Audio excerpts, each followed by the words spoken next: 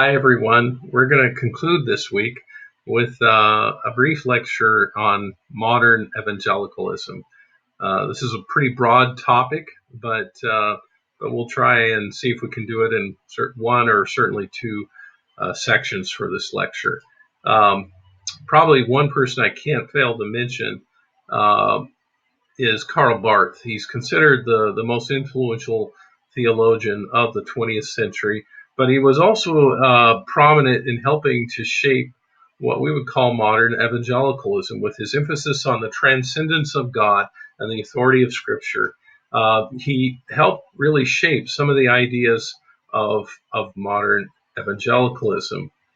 Um, some of the controversies that helped shape it.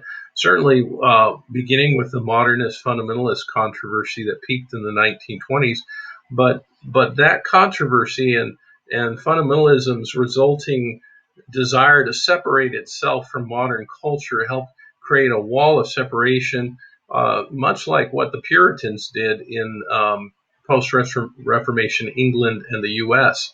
Um, they wanted to create a counterculture, but that eventually became counterproductive to biblical mandates of evangelism and witness. And some groups did remain strictly fundamentalist after World War II, but the majority of these evangelical groups became part of a neo-evangelicalism led by Billy Graham and Carl Henry.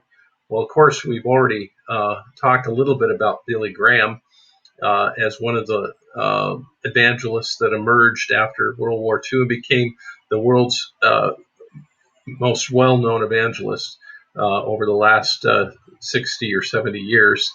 And another person that was a leading, influential leader in evangelicalism was Carl Henry. He became the first editor-in-chief of Christianity Today. He helped form the National Association of Evangelicals, and he also helped establish Fuller Seminary. Fuller Seminary became one of the leading proponents of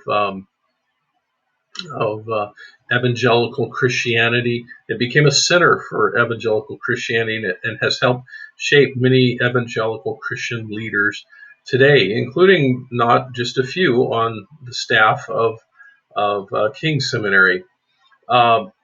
Evangelicalism also really, I mentioned earlier, reacted against the fundamentalist movement. And so, in a sense, it became a post-fundamentalist movement. Fundamentalism had largely failed to engage the culture. Now, as I said earlier, some groups did remain staunchly fundamentalist, and a few, such as Westboro Baptist Church in Topeka, Kansas, have become a pariah or an embarrassment to most of the rest of evangelical Christianity. At the same time, evangelicalism began to pursue a desire to retrieve its own great theological traditions of Wesleyanism, Puritanism, Reformationism, and Pietism. In post-Christian Europe, at the same time these things were taking shape in North America, Christianity began to decline dramatically in Europe. There's countries in Europe today where Christianity, less than 10% of the population identify themselves as Christian, and thus the continent has been identified as a post-Christian continent. The God is dead ideology and the growth of Marxism and secularism became popular. But as it turns out, Europe was the exception and not the norm for global Christianity. Instead, what Christianity saw was not a global decline, but a global shift in its growth. Also, evangelical Christianity began a desire to re-engage within modern culture. And C.S. Lewis certainly was a popular writer. You've probably seen movies made about his life or movies made about the Chronicles of Narnia.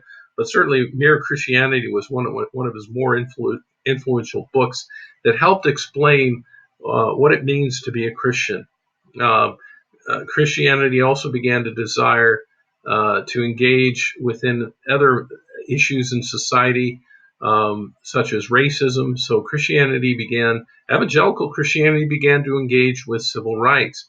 Martin Luther King Jr., as a Baptist evangelical minister, began to address the issue of civil rights in our nation.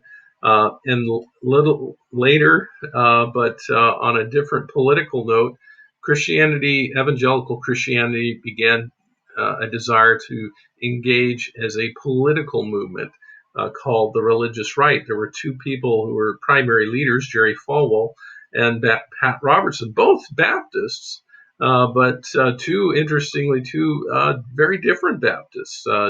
But they both had common ethical and political ideas.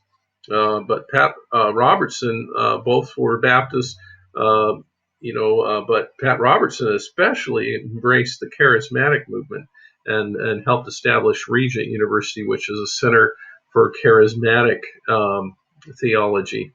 One or two other things that shaped the world culture and history and even Christianity was the collapse of the Soviet Union.